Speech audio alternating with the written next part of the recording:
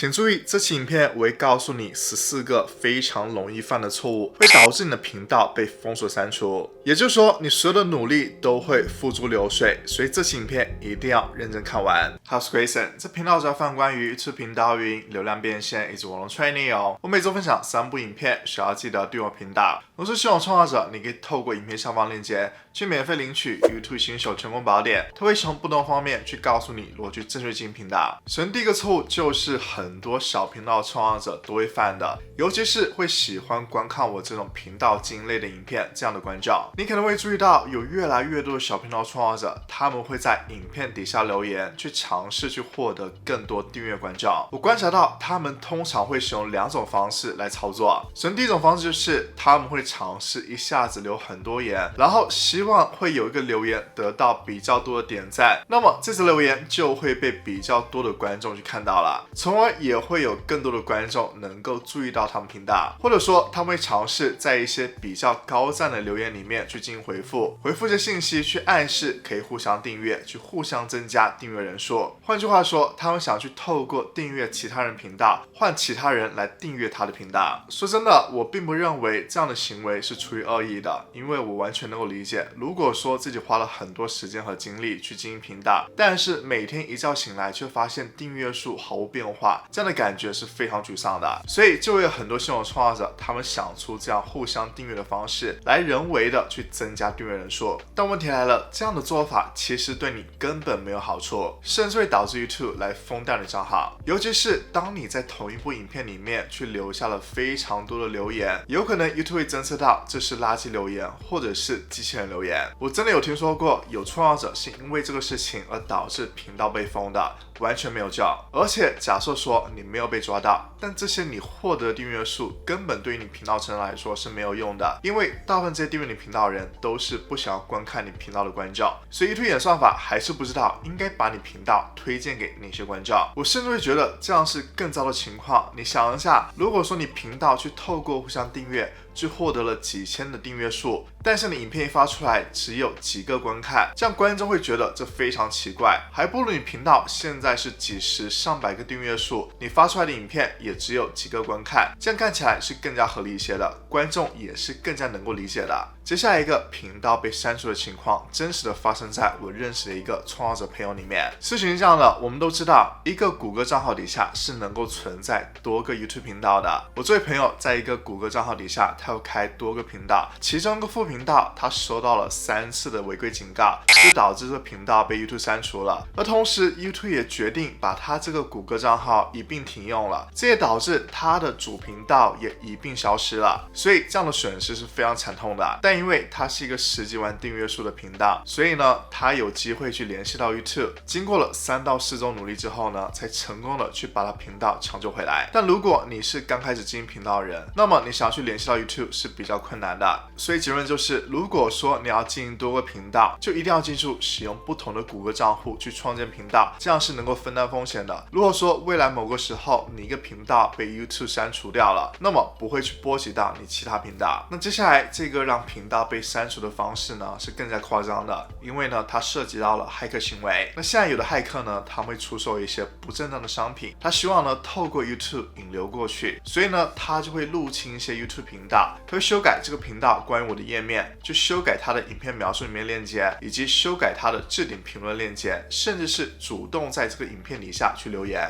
这些链接呢都会把观众去导入到他们的诈骗平台里面，比如说去出售一些加密货币的平台，这本身就是一个非常糟糕的情况了。那更糟糕的就是有些观众他注意到了这是一个诈骗的链接，所以呢就会主动的去举报你。那如果 YouTube 收到了非常多相关的举报，就会直接删除掉你频道，那么就等于你完全失去你频道了。那根据我观察，骇客入侵频道主要会有2种方式。第一种方式呢，就会他给你发送品牌赞助的 email， 那我每天也会收到很多这些虚假的品牌赞助的 email， 我总结出了几个雷点。那首先他们的 email 的后缀名呢是非常长的，一看呢就不是真正的品牌方。如果说耐克想要去赞助我的频道，那么他们的邮件后缀名就是 Nike.com。如果说 YouTube 想要去赞助我频道，那么他们的后缀名就会是 YouTube.com， 不会是一串很长的字母。而且这些信的开头呢会写一个 Hi， 它不会写出你的名字是什么，因为呢这种邮件都是群发的，而且邮件内容呢是非常模糊的，你一看呢就不是真实的想要和你合作。比如说我的这封信，我想要和你谈一下品牌合作机会，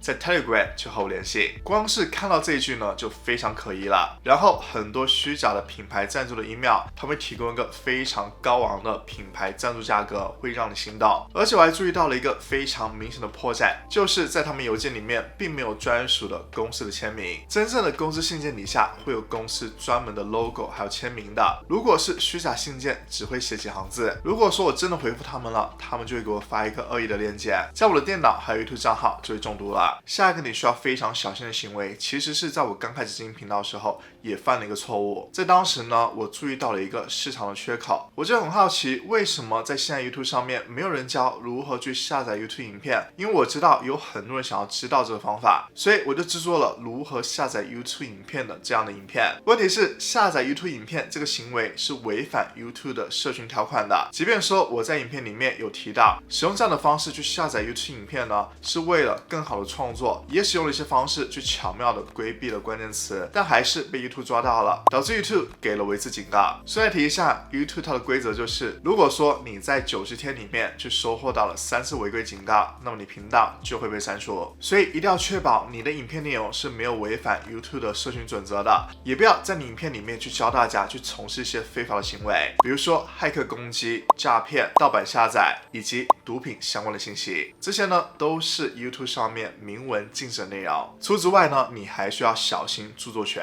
在过去，如果说你在影片里面有违规使用他人的著作内容，比如说他人的照片、他们的影片片段、他们的 IP 等等，如果被版权方发现了，他们是能够去提出版权申诉的。那个时候他的流程是这样的，首先呢，对方会提出申诉，然后 YouTube 会通知你，接着你可以选择认错，把影片下架，或者说付钱补偿，或者说你也可以反驳，据说你没有侵权，要求 YouTube 协助协调。这是 YouTube 早期的做法，但是随着越来越多创作者涌入到 YouTube 这平台里面，这样的人工审核方式是完全无法应付的。所以现在 YouTube 采取方式就是完全不介入，只要有人提出了版权申诉，那么这个通知会直接到你账号里面，你和这个版权方进行协调，不要去通过 YouTube。而这样做的问题就是有很多人会被误判，让他们没有被公平对待。现在的情况是变成这样的，如果说你收到了版权申诉，那么 YouTube 不会介入，只要有人对于你的内容去提出了版权申诉，那么 YouTube 不会去判断谁对谁错，只有你和版权方进行调解。如果说对方不理你，或者说他是一个恶意的申诉者，那么就很有可能会成为一个正式的版权申诉警告，这样呢就会带来2个非常大的风险，就像是刚刚提到的社群规范警告一样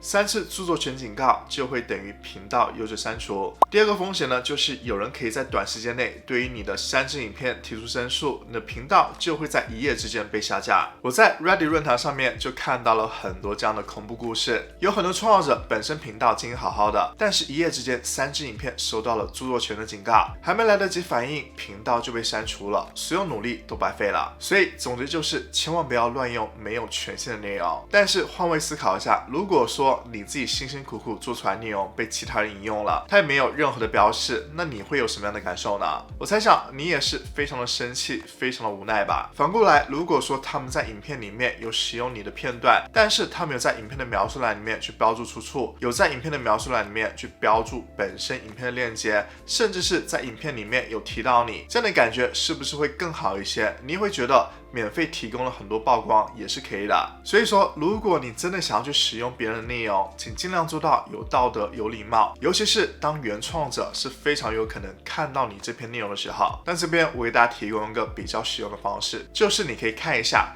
你的同领域频道他们都是怎么做的。如果说你发现你同领域频道里面他们都是这么做的，那么你跟着他们这么做应该都没有事。万一真的遇到了著作权的追杀潮，那些大频道才是首先有危险的，小频道还是有时间去删除掉那些违规的影片去获得自救的。那接下来这违规的方式是和你听到很多 YouTube 专家提供给你的建议是很相近的，包括我自己也有说过，你需要去模仿那些表现好的影片、表现好的频道，去从他们身上去获得一些灵感。但问题是，参考与冒充、抄袭这之间的界限是比较模糊的。YouTube 有一条冒充政策，其中明确规定，如果你复制了另外一个频道，它的头像、背景、整体的外观风格让人误认为你是那个频道，就构成冒充。他们不需要你是100%和这个频道一样的，只要你构成了会让大部分的观众误以为你是那个频道，你是那个创造者，你就会中招。所以面对这个政策，大家一定要小心。接下来谈到这错误行为呢，就是骚扰以及网络霸凌。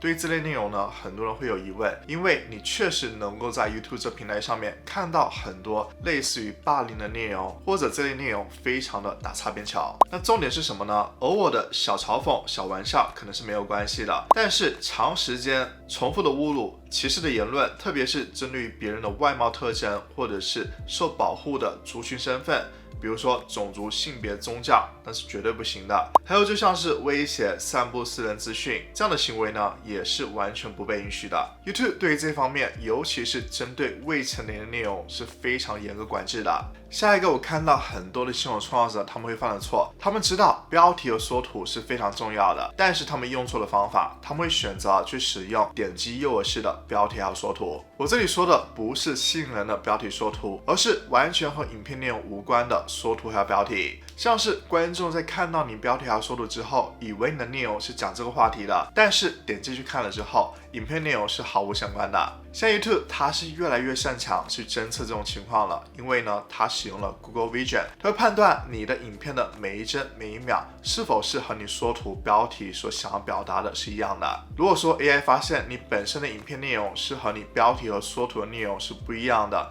那么就会标记你这部影片它是属于违规的，很有可能就会收到一次正式的警告。接下来说的内容是一个比较新的问题，尤其是在这几年 AI 工具爆发之后，这个问题就是被更加放大的检视了。YouTube 这个平台它并不是反对你去使用 AI 的工具，而是它会反对你不诚实的使用 AI 工具，或者是使用之后并不坦诚。现在在上传影片之后，你会看到这个选项是否包含变造内容，它会询问你以下几件事：是否让某个真人看起来说或做了他其实没说或没做的事，是否改变了真实事件或者地点的画面，是否生成了看起来很逼真但是实际上根本没发生的场景。如果说你使用 AI 工具去做了以上的3种事情的其中一件叫勾选式，那如果说你做了，但是呢你选择没有勾选，如果被 YouTube 查出来了，就会很容易获得一次警告。另外一个风险就是，如果说你使用了 AI 工具去模仿了真实人物他的脸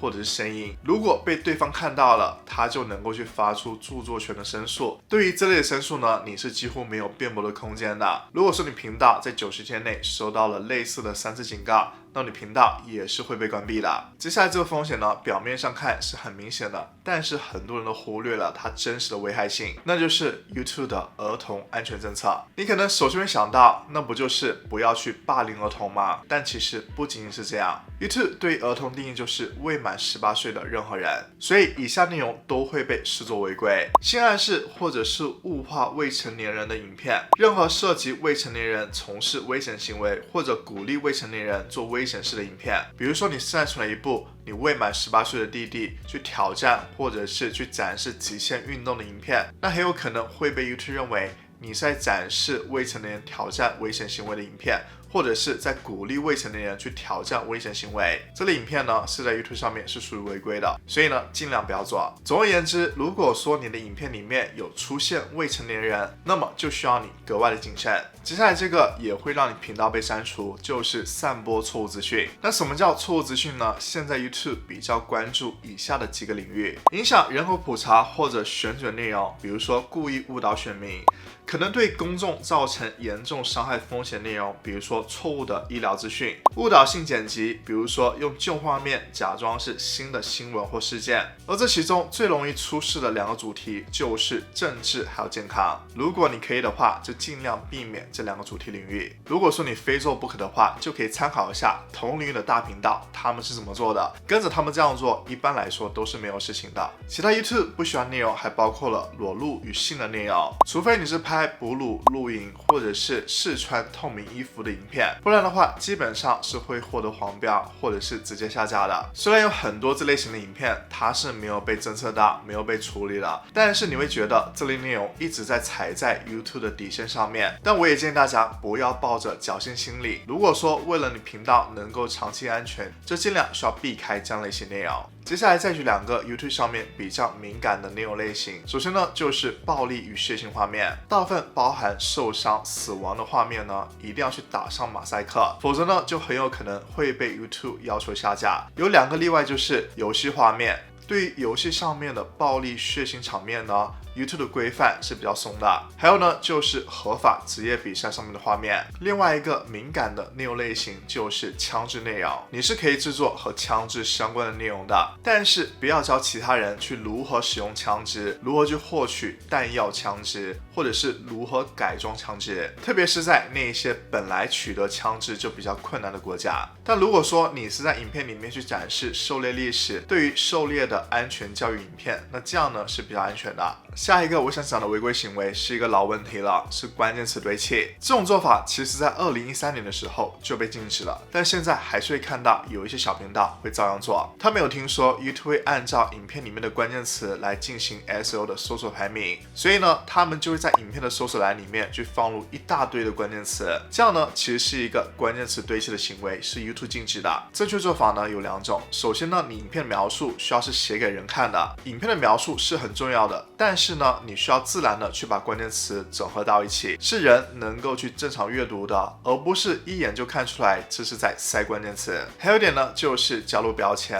那标签呢，不需要你加入很多，你可以加入和影片相关的关键词就可以了，不需要去重复使用或者是过度使用。但说实话，这些方式呢，对于现在的效果加成已经不大了。如果说你要去提高 YouTube 的搜索排名，那么去传递出一个非常正确、有价值的信息才是最重要的。那现在你已经知道了犯哪些错误会导致频道被删除了。但老实说，大部分的创作者不是因为犯错而被卡住，而是他们本身就不知道应该如何去经营频道，没有方向，所以他们会拍了很多影片，但是呢，频道始终是成长很慢，或者是毫无成长的。这也是为什么我把我经营频道5年的经验整理成了一门线上课程 YouTube 频道运营大师课。这门线上课程它不只是教你怎么去做频道，而是说去帮助你建立一个真正能够稳定成长、开始变现的内容系统。你会知道怎么样去让影片被看到，怎么样去吸引到对的人来订阅你频道，怎么样去打造一个不用靠爆红也能够长期赚钱的频道。如果说你不想要再浪费时间去乱做，你不想要试半天然后没有结果，那么这门课程呢就会带你走上正确那一步。你可以点击影片下方链接去查看课程的更多信息，并且报名加入课程。